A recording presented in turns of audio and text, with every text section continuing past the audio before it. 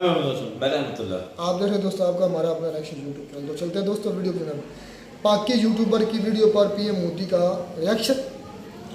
हाँ, ये कुछ दिन पहले मेरे ख्याल में शुएब चौधरी की वीडियो थी, ये जो आज हमने इंटरव्यू एक मिनट तो दोस्तों देखते हैं वीडियो। आप बता रहे थे वो शुएब भाई की वीडियो थी। शुएब भाई की वीडियो थी, तो ये हमने देखते हैं वीडियो किया उसका एक पार्ट। देखते हैं असलम भाई, फिर इस पर बात करते हैं।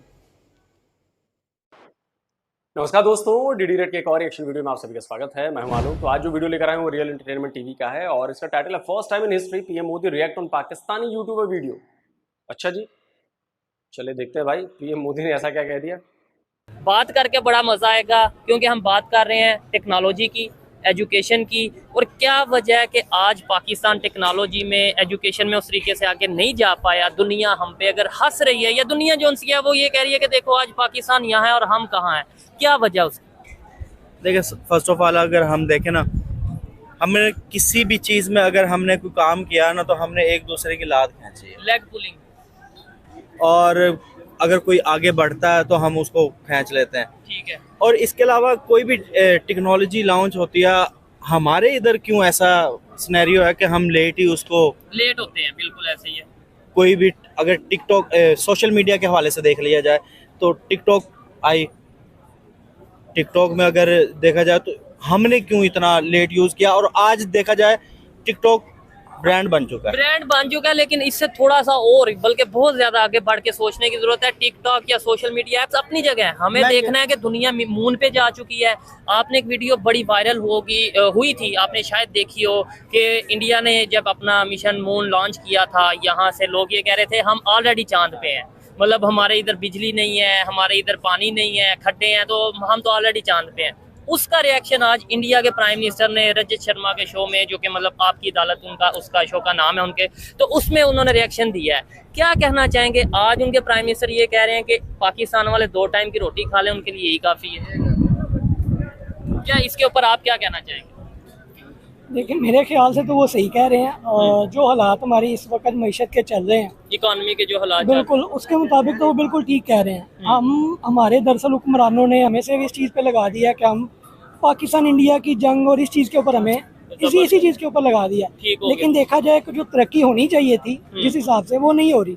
उसकी रीज़न ये है कि हमारी आवाम का जो शऊर है वो उसकी जो मेंटालिटी है वो इसी चीज़ के ऊपर रह गई है कि हम इंडिया से मतलब मुकाबला करना, लेकिन हम अपने तौर पे हम कुछ आगे करना नहीं चाह रहे। ठीक हो गया। मैं तो 101 दफा 1000 दफा कह चुका हूँ कि मुझे भी इंडिया से मुकाबला करना है, लेकिन वो एजुकेशन में, हेल्थ में, टेक्नोलॉजी में, मतलब इन चीजों में, ये जंग में या इस चीज में मुकाबले का कोई बिल्कुल ऐसे ही। अगर देखें वो मून पे गए हैं तो पहली बार वो जब वो नाकाम हुए तो हमारे पाकिस्तान ने बड़ा ज़्यादा ट्रोल किया उन्हें। ठीक हो गया कि वो नहीं जा सके या ये वो जैसे भी, लेकिन उन्होंने कोशिश की है, वो चले गए। अब हमारा भी शो लॉन्च हुआ है, वो तो सारा सबको पता है कि चाइना की वजह से हुआ है, जैसे भी चल रहा है। हम खुद से कहें तो हम खुद से पाकिस्तान है वो कुछ नहीं कर सकते। देखिए, इनकी इस बात से मैं एग्री भी करता हूँ, और उसकी रीजन ये है कि हमें मुकाबला अगर करना है सिर्फ इंडिया नहीं, दुनिया की किसी भी कंट्री से, तो वो पॉजिटिव वे में करें, इकोनॉमी में करें, हेल्थ में, एजुकेशन में, इन चीजों में करें। आप भाईजान क्या कहना चाहेंगे? यही तो नहीं कर सकते ना आप, क्योंकि इसका चूरन बड़ा महंगा पड़ता है, इसके चूरन के लिए बड़ी मेहनत करनी पड़ती है, और ये चूरन जल्दी से हजम भी नहीं होता। सबसे इजी चूरन जो है हजम करने वाला, anti India, anti Hindu, anti यहूदी, और वो पॉलिटिशियन आपके करते हैं, वो आपकी सरकारें करती हैं, कश्मीर, और उसी में लोग मस्त हो जाते हैं। कभी कोई यूनिवर्सिटी की बात नहीं होगी, कॉलेज की बात नहीं होगी, रिसर्च सेंटर्स की बात नहीं होगी, इंडस्ट्रीज की बात नहीं होगी, फैसिलिटीज की बात नहीं होगी, लेकिन एक हाँक लगा दीजिए, ओ इस्लाम की बेगुरमती हो गई है, 2 लाख लोग सड़क पर। लेकिन कोई इसके लिए नहीं आएगा कि हमारे बच्चों को अच्छी यूनिवर्सिटी, वर्ल्ड लेवल की यूनिवर्सिटी क्यों नहीं मिल रही, हमारे बच्चों को वर्ल्ड लेवल के कॉलेज क्यों नहीं मिल रहा है, स्कूल्स क्यों नहीं मिल रहा है, R&D सेंटर्स क्यों नहीं मिल रहा है, इंडस्ट्रीज क्यों नहीं मिल रही, फैसिलिटीज क्यों नहीं मिल रही। इसके लिए कोई नहीं आएगा, सब घर में बना, अच्छा यार देखा, ये फर्क है। इंडिया के प्राइम मिनिस्टर आज पाकिस्तान के हवाले से एक वीडियो जो बड़ी वायरल हुई थी, रिएक्शन देते हुए ये कह रहे हैं कि पाकिस्तान के फ्लैग के ऊपर चांद है और हमारा जो फ्लैग है, यानी उनका जो तिरंगा है, वो चांद पे है। ये फर्क है पाकिस्तान का। 2 दिन पहले मोदी की वीडियो आई थी कि उन्होंने ये कहा था कि भाई पाकिस्तान अपनी 2 वक्त की रोटी पूरी कर लेना, तो वही बहुत बात है। ये हमसे बहुत पीछे है, ठीक है, हमारे इसका मुकाबला ही नहीं बनता। मुकाबला नहीं बनता।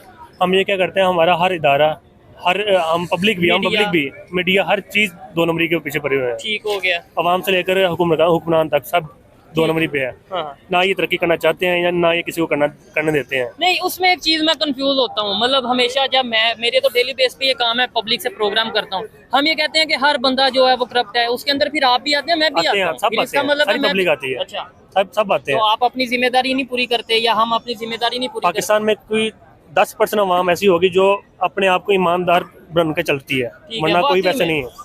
वरना जिसका जहाँ पे जुगाड़ लगता है, जहाँ पे लगता है वो लगाते हैं। ठीक हो गया। अच्छा, एक चीज हमें ये भी बताई जाती है कि भाई हमने उससे मुकाबला करना है, इंडिया से मुकाबला करना है, लेकिन वो लोग अब कहते हैं हमारा इनसे मुकाबला नहीं है। वो लोग बाकी कहते हैं कि मुकाबला नहीं बनता हमारा। वो इंडिया बहुत आगे चला गया है, क्योंकि वो स्टडी से लेकर टेक्नोलॉजी तरक्की हर चीज में आ गया है। वो इसका मुकाबला हमसे बनता ही नहीं है। हम क्या है, हम बस उसको कॉपी करते हैं, कॉपी करके वो भी पीछे आ जाते हैं, कॉपी पेस्ट करते हैं बस हम किसी को। उल्टा मजाक बनता है, और जितनी मीम्स बनती है वो हम भी आगे बनती है बाद में। श्रीलंका हो गया, छोटे जितने ममालिक है वो सब हमसे आगे गुजर गए। ठीक हो गया। पाकिस्तान आगे नहीं, इस बांग्लादेश की अगर एग्जांपल अफगानिस्तान चला गया आगे हमसे। ठीक हो गया। अफगानिस्तान को उस तरीके से नहीं कह सकते क्योंकि अभी वहाँ पे पॉलिटिकल स्टेबिलिटी नहीं है, वहाँ पे भी एक ग्रो की जो मतलब गवर्नमेंट है, और डॉलर वक्ती तौर पे, ऐसे तो हमारा भी एक टाइम पे शायद डॉलर रेट कम था, पूरे एशिया में शायद सबसे कम रेट था, लेकिन वो वक्ती तौर पे।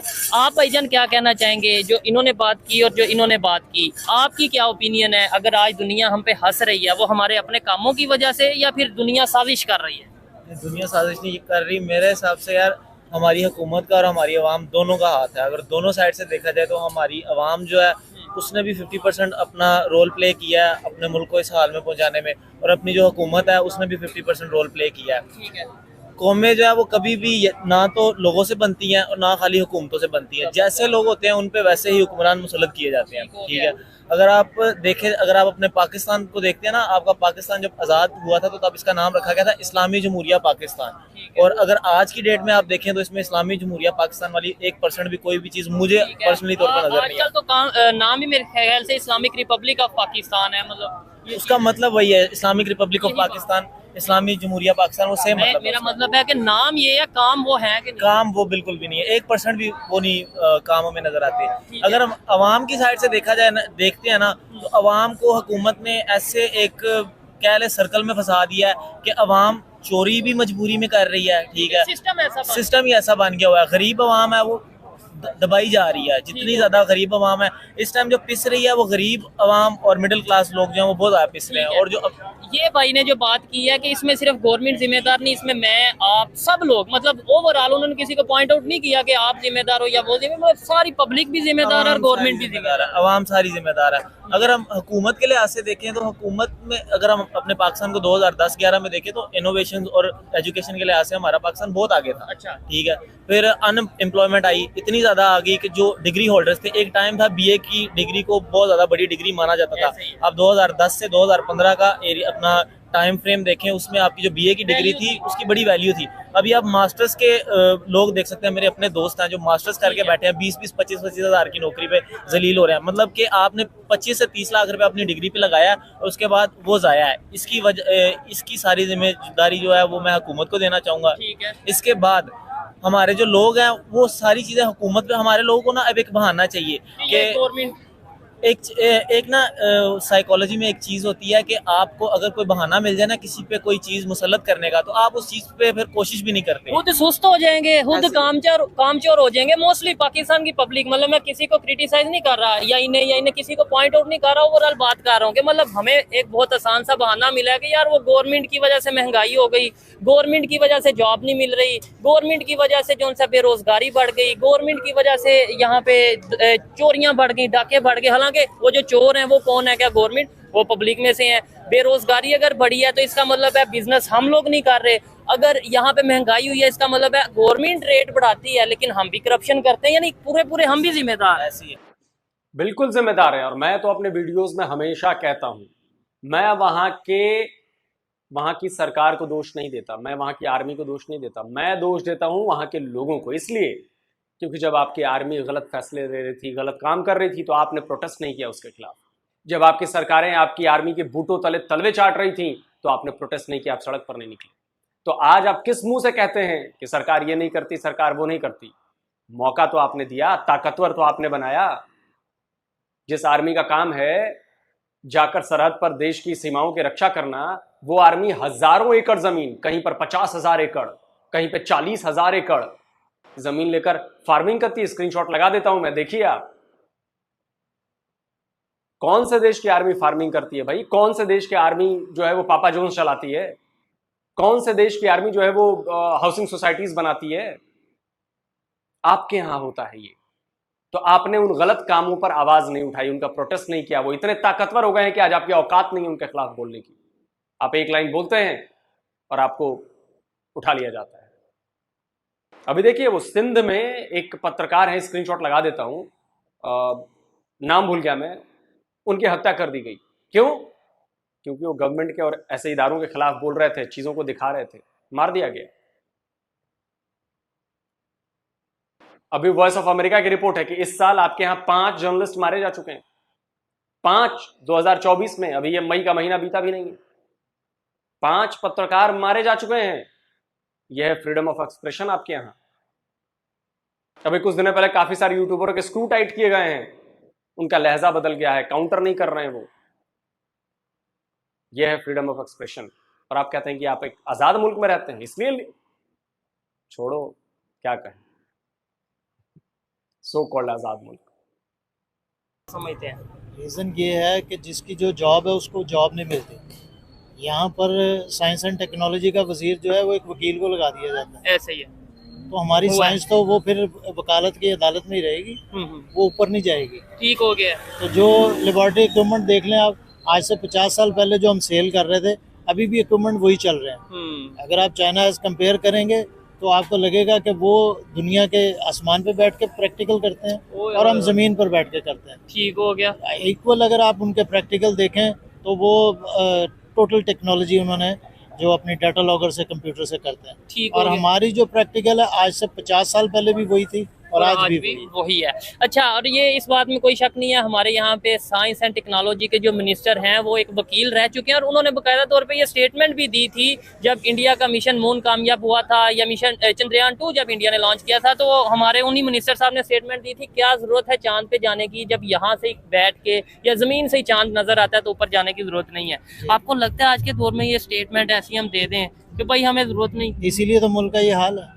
जो मिनिस्टर, एक जो साइंस एंड टेक्नोलॉजी का मिनिस्टर, जब वो एक ऐसा स्टेटमेंट देगा तो फिर यहाँ साइंस भी ऐसी होगी, यहाँ प्रैक्टिकल ऐसे होंगे, यहाँ की टेक्नोलॉजी ऐसी होगी।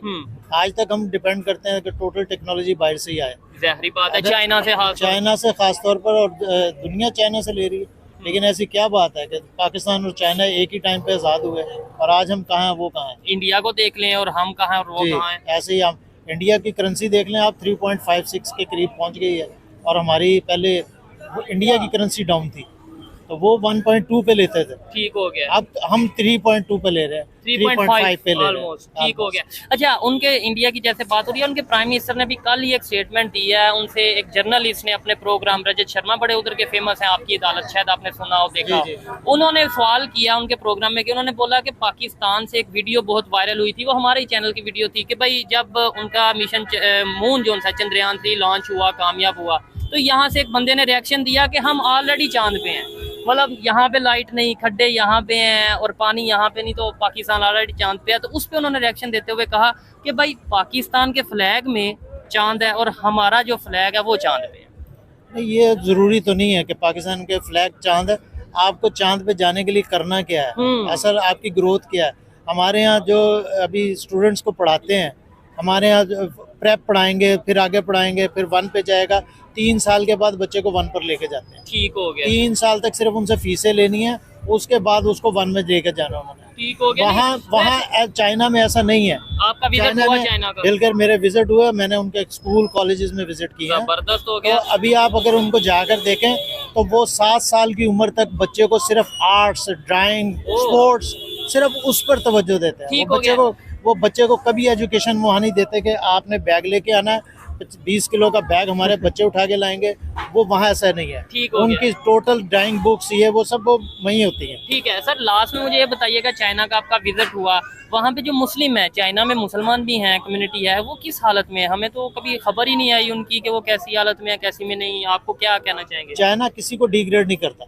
अच्छा, सारी कम्युनिटी आप जाकर देख लें, किसी को डिग्रेड, हाँ अगर उनके कानून से हटकर कोई गलत काम करेगा तो वो उसको बिल्कुल नहीं छोड़ेगा। लेकिन मैंने सुना उन्होंने कानून ऐसे बना दिए हैं कि मस्जिद नहीं कोई बना सकता वहाँ पे, या वहाँ पे इस तरीके से उन्होंने कानून बना दिए हैं जी। मुसलमानों के लिए। वो जैसे हमने अपनी कम्युनिटी में किया हुआ है कि अगर मिर्जाई नहीं बना सकते तो है। उन्होंने हमारे लिए किया हुआ है। लेकिन अगर आप संख्यान सूबा देखें उनका, तो एक बहुत बड़ा सूबा है जो तकरीबन मेरा ख्याल है 5 करोड़ से ज्यादा की आबादी है उसमें। अच्छा। वो सारे मुस्लिम है। अच्छा, कमाल की बात है ना, पाकिस्तानी मुसलमान मतलब या तो बेवकूफ हैं या बेवकूफ बनने की कोशिश करते हैं।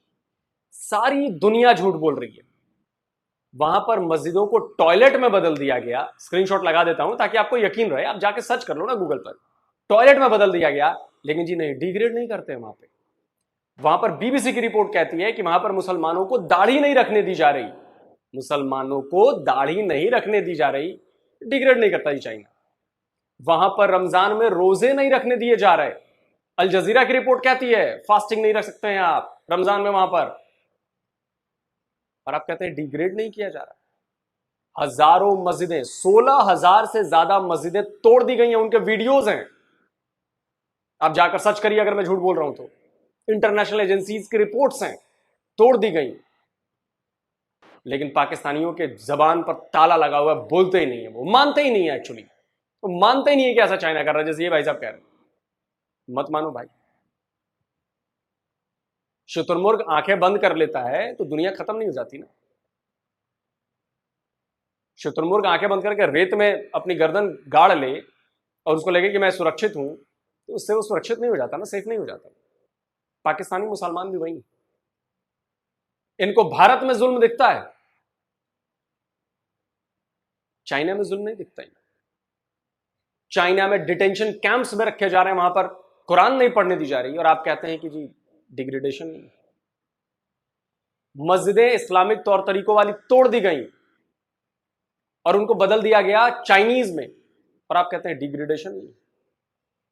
तालियां सर आपके लिए।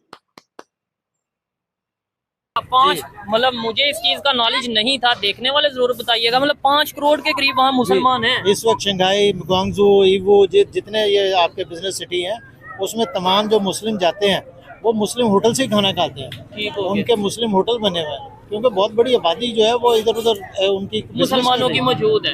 लेकिन मैंने आज तक कोई चाइनी मुस्लिम कोई बड़ा मतलब इंटरनेशनल लेवल पे बिजनेसमैन नहीं देखा। आपने अगर देखा हो आप नाम बताएं। अगर आप ग्वांगजू शहर में जाएंगे तो साद बिन नबी वक्कास रजी अल्लाह ताला अन्हु का वहाँ रोज़ा मुबारक है। ठीक है, उन्होंने वहाँ जाके तबलीग की है। नहीं मौजूदा जो इस टाइम मैं कह रहा हूँ कि चाइनीज में से कोई ऐसा मुसलमान जो बड़ा बिजनेसमैन हो। नहीं होंगे, हमारे उसके इलम में नहीं है, ठीक है होंगे सर। लेकिन आप 5 क्या करोड़ के बाद ही एक सूबे की जो मुस्लिम है, ठीक है, तो जाहिर है वहाँ बिजनेस भी करते हैं। ठीक हो गया। आप क्या कहना चाहेंगे? आपकी चाय ठंडी हो रही है था इस टाइम, दरअसल खाने पीने का टाइम होता है, कोई पिज्जा खा रहा है, कोई चाय पी रहा है, तो इसलिए क्या कहना चाहेंगे सर कि हम अगर एजुकेशन में या टेक्नोलॉजी में उस तरीके से आगे नहीं बढ़ पाए, या अगर इंडियन प्राइम मिनिस्टर या कोई भी दुनिया का लीडर या कोई भी इंसान हमारे बारे में कोई स्टेटमेंट देता है, उसकी रीजन क्या है? मतलब हमारी गलती है या गवर्नमेंट की? गवर्नमेंट की गलती है। आपके ख्याल से गवर्नमेंट की या हमारी भी? मेरा ख्याल ये है कि अभी तक गवर्नमेंट को जो हमारे ये साइंस के जो प्रैक्टिकल जो करवाते हैं, जो हमारा सिलेबस मेंटेन करते हैं, अभी तक वो लोग वही हैं जो 50 साल पहले पढ़ा हुआ है उन्होंने, और अब वो सिलेबस मेंटेन कर रहे हैं। उनको इल्म ही नहीं है कि आगे है क्या। अगर ये कोई मुझसे मिले, मैं उनको दिखाऊं कि जर्मनी का सिलेबस मेरे पास रखा है, चाइना का सिलेबस रखा है मेरे पास, जर्मनी का, उसके बाद अफगानिस्तान का सिलेबस मेरे पास है, इंडिया का सिलेबस मेरे पास है। अगर आप सर प्रॉब्लम पता है क्या है? प्रॉब्लम है कि वहां भी आपने रिलीजन घुसा रखा है। मैं स्क्रीनशॉट लगाता हूं, ये आपके फिजिक्स में फिजिक्स का इंट्रोडक्शन है। ये इंट्रोडक्शन आप पढ़ लीजिए। क्या ये सिलेबस जर्मनी के फिजिक्स का इंट्रोडक्शन ऐसे ही दिया गया है? इंडिया में फिजिक्स का इंट्रोडक्शन ऐसे ही दिया गया है?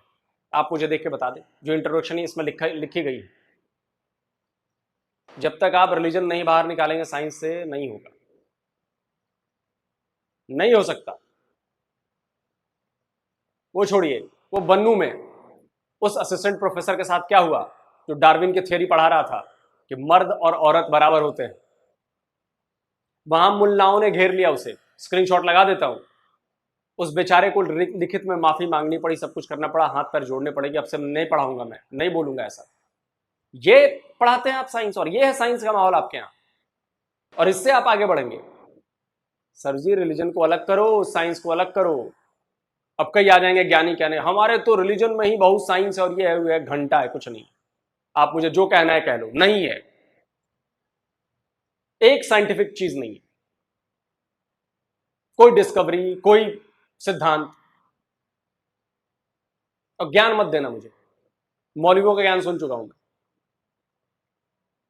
कि नहीं उनको समझाने नहीं आया तो उनको बताने नहीं आया तो उनको चिल्लाने नहीं आया। ये सब फालतू की बातें हैं। लोग तुम्हारी बात नहीं सुनते हैं, हजारों लोग उस मौलवी की बात सुनते हैं जो ये सब बता रहा होता है। लाखों लोग उस मौलवी के फॉलोवर है, तुम्हारे नहीं है। तुम बैठ के ज्ञान मत दो।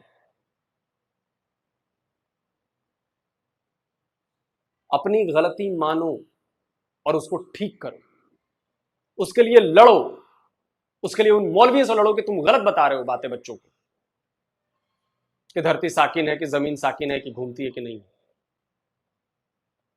और उसका कुरान से और उसका किसी चीज से कोई मतलब नहीं है। उसका मतलब सिर्फ और सिर्फ नेचर से है, उसका मतलब साइंस से, यूनिवर्स से। जब तक आप ये करते रहेंगे आप सक्सेसफुल नहीं हो। एक वो अब्दुल सलाम, नोबेल प्राइज मिला, स्क्रीनशॉट लगा देता हूं, नोबेल प्राइज मिला उन्हें, और आपने उनकी पहचान मिटा दी। ये स्क्रीनशॉट देखिए, उनकी कब्र से मुसलमान मिटा दिए, क्योंकि अहमदिया कम्युनिटी के थे वो, अहमदिया मुसलमान थे। आप उन्हें मानते नहीं हो अहमदिया को मुसलमान।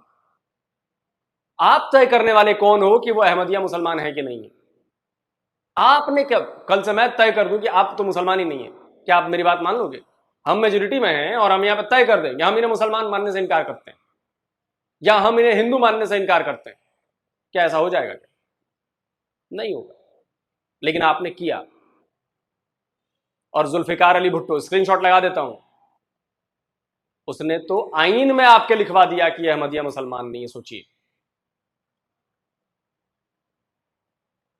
और उस अखबार की हेडलाइन थी कि जुल्फिकार अली भुट्टो ने अहमदिया मुसलमानों को भेड़ियों के आगे फेंक दिया है। आज बेचारे वो खामियाजा भुगत रहे ना।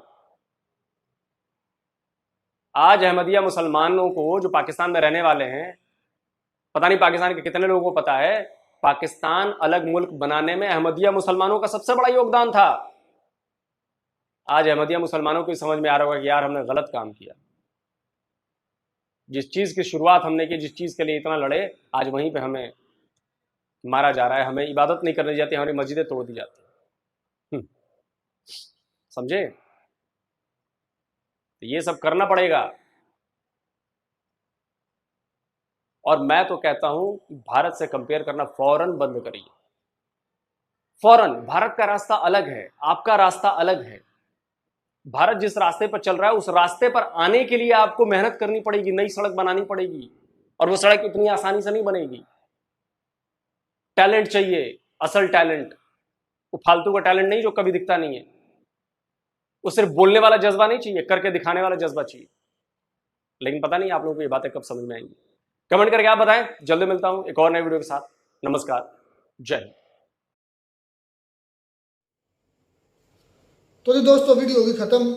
अच्छा, पीएम मोदी का रिएक्शन असलम भाई को ज़रा पता है भाई, उसके बारे में मुझे पूरी इन्फॉर्मेशन नहीं है कि क्या वीडियो थी। असलम भाई क्या बता रहे थे वीडियो के शुरू में? मैंने आपसे वो वीडियो ये थी कि रजत शर्मा के शो में इंडिया टीवी में उन्हें बुलाया गया था पीएम मोदी साहब को। तो वहाँ पे रजत शर्मा ने ये क्वेश्चन किया था पीएम मोदी साहब से कि मैंने जो है ना कुछ पाकिस्तानी ऐसे देखे हैं कि जो कहते हैं कि हमें तो चांद पे जाने की ज़रूरत ही नहीं है। तो उन्होंने बड़े फ़नी अंदाज में कहा, रजत शर्मा साहब ने, उन्होंने कहा कि क्योंकि यहाँ पर भी बिजली नहीं है, गैस नहीं है, पानी नहीं है, तो इस वजह से चांद पर भी ये चीज़ें जो है ना वो नहीं है। तो इंडिया तो चला गया है, हमें जाने की ज़रूरत नहीं है। वो बड़े फ़नी अंदाज में उन्होंने कहा था। तो ये असल में इंटरव्यू जिस बंदे से लिया था ना, वो शुएब चौधरी ने लिया था। तो इस वजह से वो जो शुएब चौधरी की वीडियो का क्लिप था ना, ये जो मैंने आपको बताया ये बहुत ज़्यादा वायरल हुआ। तो रजत शर्मा ने मोदी साहब से पूछा तो उन्होंने आगे से बड़ा ज़बरदस्त जवाब दिया पीएम मोदी साहब ने। उन्होंने कहा है कि उनके झंडे में चांद है, उन्हें जाने की ज़रूरत नहीं। मैं ये चाहता हूँ कि हमारा जो झंडा है वो चांद पर जाके लगे। वाह, क्या हमारा जो तिरंगा है ना वो चांद पर जाके लगे और उनके तिरंगे में जो है फ्लैग हमारा वो उनका जो हमारा है झंडा जो है वो चांद पर कैसे लगना है। 52,000 लोग ने क्लिप दिखाया, 52,000 एकड़ जमीन तो हमारी आर्मी के पास चली गई है। तो वही तो झंडे लगा रहे हैं। हाँ, वो असल झंडे वो लगा रहे हैं, असल झंडे भाई वो लगा रहे हैं। शुरू से ही उन्होंने भाई झंडे लगाए हैं, चांद पर नहीं लगाया, अपने ही मुल्क में लगाया है। कौन से और कौन तुम्हें? जनरल अयूब से लेके आज तक जो कहते हैं जनरल अयूब का जो एक कह रहे हैं कि उनकी एक टर्मिनोलॉजी है ब्लडी सिविलियन, वो आज तक भी यूज हो रही है आम सिविलियंस के लिए, आपके लिए, मेरे के लिए, सब के लिए, आम सिविलियंस के लिए वो आज तक यूज हो रही है। और उन्होंने ही झंडे गाड़े हैं 76 सालों में, और तो किसी ने गाड़े नहीं है। लेकिन हाँ, चांद पर नहीं गाड़े, अपनी कंट्री में गाड़े हैं। बिल्कुल, शुरू से लेकर आए तक यही है इनका। ब्लडी आर्मी के जो हैं ये ऑफिसर, क्या क्या जा सकता है, बस यही है कि जो बस 2024 में कहा कुछ भी नहीं, 5 जर्नलिस्ट मारे गए। आज़ादी हक की बात हो रही थी कि राय की आज़ादी राय की बात हो रही कि पाकिस्तान में कितनी आज़ादी है, तो उस पर लोग सर ने बताया कि वो पता नहीं किसकी यूएनओ किसकी रिपोर्ट है, 5 जर्नलिस्ट मारे जा चुके हैं। सबसे बड़े तो हमारे शहीद अरशद शरीफ, अल्लाह उनको जन्नतुल फिरदौस में मुकाम अता करे। बड़े शानदार, दमदार, हक गो, सच गो वो भी कई देखने कि जो उनकी फैमिली थी वो भी आर्मी से ताल्लुक रखते थे। नेवी में उसके भाई और जो उनके फादर थे वो भी नेवी में ऑफिसर थे, लेकिन इसके बावजूद भी सच बोलने की वजह से उनको भी शहीद कर दिया गया था। अच्छा, पाकिस्तान क्या है कि हम आज़ाद मुल्क हैं? किस लिहाज से? मैं ही वही पूछ रहा हूँ कि वो पाकिस्तानी बोले कि हम आज़ाद हैं, किस लिहाज से आज़ाद है? लोग नहीं पूछे किस लिहाज से आज़ाद है। आपकी आज़ादी राय आप नहीं बोल सकते। हम जो इतना बोल रहे हैं ना, क्योंकि हमारे ज़्यादातर व्यूवर्स हैं इंडियंस, और हमारी वीडियोस पाकिस्तान में चल नहीं रही। जिस दिन हमारी वीडियो हत्थे चढ़ गई, हमारा अभी सॉफ्टवेयर, कुछ दिन हमने वीडियोस नहीं बनाई थी ना, तो कुछ भाई जो है कमेंट्स में क्या वो यही कह रहे थे कि कहीं आपको हमें लगता था कि सॉफ्टवेयर आया तो नहीं गया। तो भाई जब उनके हत्थे चढ़ जानी है ना वीडियो, तो समझ लेना कि अगर ये गायब हुए तो उनके हत्थे चढ़ चुके हैं। तो ऐसे हमें वाकई यहाँ पे बोलने की इजाज़त बिल्कुल नहीं है, स्पेशली जो अपने इदारे हैं आप तो बकायदा कानून भाई बनाया, बकायदा कानून, जो भी मर्जी हो भाई, उनको खलाई मखलूक बोलते हैं, वो इस मुल्क की है ही नहीं। अच्छा, मैं इस चीज़ से मैं इत्तेफाक इतना नहीं करता। आलोक सर ने कहा कि ओएगर मुस्लिम की बात आई कि चाइना के अंदर मुसलमानों को दाढ़ी नहीं रखने दी जाती, रोज़े नहीं रखने दिए जाते, मस्जिदें नहीं बनाने दी जाती, पता कितने 16,000 मस्जिदें शहीद कर दी गई, मसमार कर दी गई। तो मुझे नहीं लगता, नहीं हर जगह पे चाइना नहीं, इस तरह सारे चाइना में ऐसी बात है। कुछ लड़के भी गए हुए हैं और बहुत सारी वीडियोस भी ऐसी देखी हैं जहाँ पे कह रहे हैं कि दाढ़ी भी रखी हुई है, बकायदा चाइनीज जो है उन्होंने भी दाढ़ियाँ रखी। अच्छा, रोज़ा नहीं रखने दी जाती, ये अल जजीरा की रिपोर्ट है। अल जजीरा दारी बात है कि मुस्लिम एक कंट्री की है ना, वो अल जजीरा अरब की है, कतर की है। तो अगर वो ये स्टेटमेंट दे रहा है तो दारी बात कोई ना कोई बात तो होगी। अल जजीरा कतर के देखें कि जो रोज़ा होता है, अब सुबह मतलब कि सहरी टाइम रखना होता है, तो वहाँ पर उसको पुलिस आके रोकती थोड़ी है कि आप जो है, ये उनके अलग से ड्यूटी थोड़ी लगाई जाती है कि मुसलमानों को रोज़ा नहीं रखने जाता। ये कैसा लॉजिक है कि वहाँ पर मुस्लिम को रोज़ा हो भी सकता है, ये यार पूरे चाइना में है, वहाँ पर कोई भी सकता है, कई इलाके या कई ऐसी जगह होंगी जहाँ मैं यार ये बात मानने वाली नहीं है। आप खुद सोचें कि हम आप यही यार आप इंडिया पे अटैक करते हो इन बातों का कि इंडिया में है जो मुसलमानों के साथ ज्यादती होती है। एक वीडियो क्लिप जो आपने देखा था कि रोड में वो जुमा की नमाज अदा कर रहे हैं, पुलिस वाले ने 1-2 को थप्पड़ मारे थे, तो आपने उस चले उन्होंने लाते ठुड्डे लाते वगैरह लगाई थी, इस वजह से आपने 10 दिन तो वही जो है बात उठाई रखी थी। तो बात भी सच है तो बात सीधी नहीं, सच है। वहां पे थोड़ा सा होता है भाई, वहां पर ये इंडिया में थोड़ा सा होता है, आप बहुत ज्यादा हवेला मचा लेते हो। कैमरे के सामने क्या, कैमरे के बगैर नहीं, तो चाइना में कुछ नहीं होता, चाइना में नहीं होता। चाइना को मैंने देखा नहीं है अभी तक। तो सर्च करो ना, सर्च करो, पता चल जाएगा। अच्छा, फिर वो आप देखा सामने वो जो बोल रहे हैं, वो जो प्रोफेसर, असिस्टेंट प्रोफेसर थे, वो जो डार्विन की थ्योरी पढ़ा रहे थे, उसने इतना ही कहा था कि मर्द औरत बराबर है। ये तो उस बन्नू में गलत उसने बोला, बन्नू में तो मर्द औरत डार्विन की थ्योरी पर मैं बात करना चाहूंगा। आपको तो शायद पता नहीं है, मैं हमें नहीं पता बिल्कुल। क्या तो नहीं पता हमें, बताएं प्लीज। बहुत पुरानी पढ़ी थी लेकिन अभी क्या डार्विन की थ्योरी? ओ मैं नहीं पढ़ी, मैंने कौन सा बायो पढ़ी है? वो सेब वाली तो नहीं है, वो न्यूटन था, वो न्यूटन था जो सेब ऊपर से गिरता फिजिक्स। असलम भाई ने की है कॉमर्स में। असलम भाई को नहीं पता था। तो भाई सेब वाला ये तो फिजिक्स में है, तो मैट्रिक में पढ़ा, तो मैट्रिक पढ़े अभी तो 20 साल हो गए। वो नहीं भाई, नहीं, मैं बाबे कायदे आज़म के साथ था रहा। 15 साल तो हो ही क्यों गए? नहीं ऐसी बात। 10 साल 2003 में किया, तो 11 साल तो हो गया। चले यार, जो भी हुआ है, आपने मेरा बायोडाटा उठाना है। अच्छा चले, मैं इसलिए कहा कि पुराना काफी देर से पढ़े हुए हैं तो इसलिए भूल गया होगा। अच्छा, डार्विन की थ्योरी पर जारी बात है, मुझे भी कमो बेश 2011-12 की बात है, 2012 शायद जब मैंने पढ़े थे। वो एक ज़राफिल वाले भी थी 10th मैट्रिक जो है, उसके बाद 2014-15 में दो मुद्दे मुद्दे पे आता मुझे भी काफ़ी अर्सा हो गया है ये पढ़ी हुई, लेकिन इतना मुझे पता है कि आज भी याद है कि डार्विन की थ्योरी ये है कि जो जिराफ है, जो गर्दन लंबी हो गई है क्योंकि वो नहीं ज़मीन से पत्ते ख़त्म हो गए थे, घास फूस ख़त्म हो गया था, तो कोशिश करता रहा तो उसकी गर्दन लंबी हो गई। तो मैं इस चीज़ को एक्सेप्ट नहीं करता। ठीक है, थ्योरी है, पॉइंट ऑफ नोटिंग थ्योरी है, लॉ नहीं है। थ्योरी गलत होती है, लॉज भी गलत हो जाते हैं। मैं तो बायो में लॉ, पहली बात तो बायो में लॉ 2-4 ही है। एक है वो क्या मेंडल के लॉ, दो इंडिपेंडेंट असॉर्टमेंट, वो क्रोमोसोम वाले, जिसमें मतलब आगे ट्रांसफ़र होती हैं जेनेटिक्स की जो करैक्टर्स हैं, इंडिपेंडेंट असॉर्टमेंट, और दूसरा सेग्रीगेशन। 2 लॉ ये मेंडल के जो सबसे मशहूर है बायो के अंदर लॉ है। मेरे ख्याल में टोटल बायो में 4-5 लॉ, इससे ज़्यादा नहीं, जो मुझे मेरे इल्म में, इससे अब कोई बने हो तो पता नहीं। बायो में लॉ इसलिए कम है क्योंकि जो लाइफ है ना, इसमें चेंजेस आती रहती हैं, जानदारों के रिलेटेड है, तो इसमें माहौल के लिहाज से चेंजेस आते रहते हैं। इसमें फिक्स चीज़ नहीं होती, उसके लिहाज से और बड़ी चीज़ें जो केमिकल के लिहाज से भी चेंजेस आते हैं, केमिकल के लिहाज से म्यूटेशन भी हो जाती होती हैं, तो इसलिए बायो के अंदर लॉज बहुत कम है। डार्विन की थ्योरी है, वो गलत भी हो सकती है, मैं इस थ्योरी को नहीं मानता।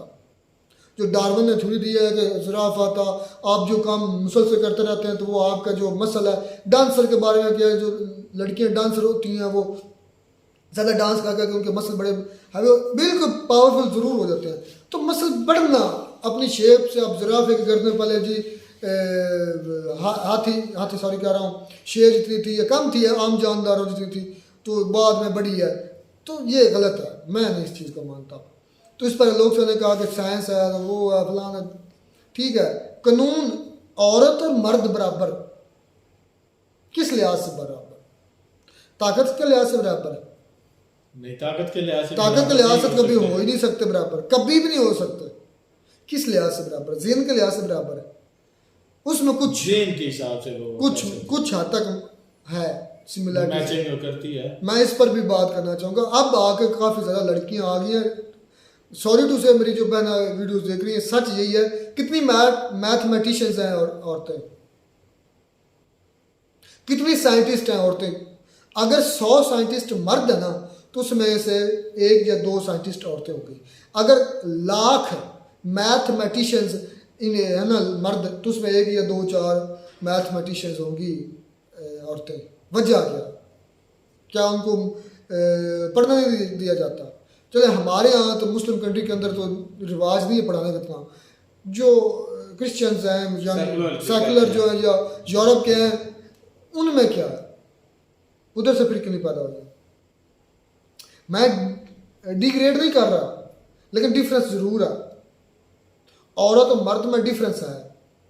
अगर डिफरेंस ना हो तो लेकिन ये औरत को मर्द कहा जाता, मर्द को औरत कहा जाता। उस टीचर को जो साथ जो प्रोफेसर के साथ ये जो सलूक किया गया था उसके साथ नहीं करना चाहिए था। मतलब उसने बकायदा लिख कर दिया, माफी मांगी, तहरीर लिख कर दी कि मुझसे गलती हो गई। जारी बात उसने वही पढ़ाना जो उसको बुक्स में मिला। तो ये बुक्स में तो खत्म करवाना चाहिए अगर ये इतनी आप समझते नहीं, साइंस को आप बुक से खत्म नहीं कर सकते। हाँ, अगर साइंस की कोई थ्योरी है, कोई हाइपोथेसिस है, आप अपने लिहाज से उसको करें, गलत साबित करें। हाँ करें, नहीं मैं अपने खत्म ना करें, उसको प्रूव करें गलत। मैं पाकिस्तान की टेक्स्ट बुक की बात कर रहा हूँ कि अगर बच्चों को नहीं पढ़ानी आप हाँ तो खत्म कर दे। तो ये बात मैं कर रहा हूँ कि उसमें खत्म करवा दें, यही है। चलिए खैर बहस काफी लंबी हुई, पॉइंट्स और भी याद थे, लेकिन ज्यादातर उसमें एक आपको पता होगा नोबेल प्राइज याफ्ता हमारे एक ही तो नोबेल प्राइज याफ्ता हुए हैं डॉक्टर अब्दुल सलाम, उनको भी हमने मतलब कि कादियानी कहकर पिछाड़ दिया, मतलब अलग कर दिया अपने से। बल्कि पिछले कुछ अरसे में पता चला कि कादियान यूनिवर्सिटी के अंदर उनकी याद में एक तकरीब थी तो वो भी बैन करवा दी गई कि क्यों से वो एक कादियानी है। नहीं, आई थिंक ये प्रूफ भी हुआ था कि वो यही तो लोग शायद कह रहे हैं कि आप कैसे कि वो कादियानी है कि कौन है। हाँ, ये प्रूफ अब हमारी जो इस्लामी तहरीक हिंदुस्तान में चलाने वाले थे सैयद अहमद खान, उनके बारे में ब्लेम करते हैं कि वो भी कादियानी थे। सबूत नहीं है, सबूत नहीं है, गलत बात है, सबूत होना चाहिए। कादियानी जो है, अच्छा कादियानियों को मैं थोड़ी सी बात कर दूं, कादियानियों को हम मुसलमान नहीं समझते, हम उनको काफिर समझते हैं। उसकी सबसे बड़ी वजह यह है कि वो उनके जो मिर्जा गुलाम अहमद मलऊन लानतुल्लाह अलैह वो अपने आप को नबी कहता था, और हमारा कीदा ये है कि आखिरी पैगंबर हमारे प्यारे हजरत मोहम्मद मुस्तफा यार ये तो गैर मुस्लिम में मानते हैं, ठीक है। लेकिन वो जो मलऊन था, लानती था, उसकी जाकर बायोग्राफी चेक करें, उसका मुंह जा गटर में, मतलब गटर वॉशरूम के अंदर जाकर उसका मुंह फंस के उधर जा मरा था वो। तो उसको हम खारिज करते हैं मतलब कि दायरा इस्लाम से, क्योंकि वो अपने आप को नबी कहता था, और हमारा कीदा ये बकायदा कुरान में वाज़ेह है कि आखिरी नबी हमारे, हाँ वो है। बस इस वजह से हम उनको दायरा इस्लाम से बाहर समझते हैं, और कोई वजह नहीं है। लेकिन मैं कहता हूँ सबसे बड़ी वजह यही है, बाकी कुछ बचता ही नहीं, बाकी कुछ बचता ही नहीं है। बाकी वो भी सभी मानते हैं, सब मानते हैं। असल में बात क्या है, उसने नबूवत का दावा वो दावा उसका वो कुफ्र, यानी कि जो उसका बड़ा जो पैरोकार है ना, वो अगर इस चीज का दावा करता है वो तो गलत ही है, लेकिन उसको मानने वाली जो जमात है वो भी बिल्कुल गलत है। तो ये है हमारे इख्तिलाफ इस बात पे। मिलता है नई वीडियो में नाटक साथ। God bless you.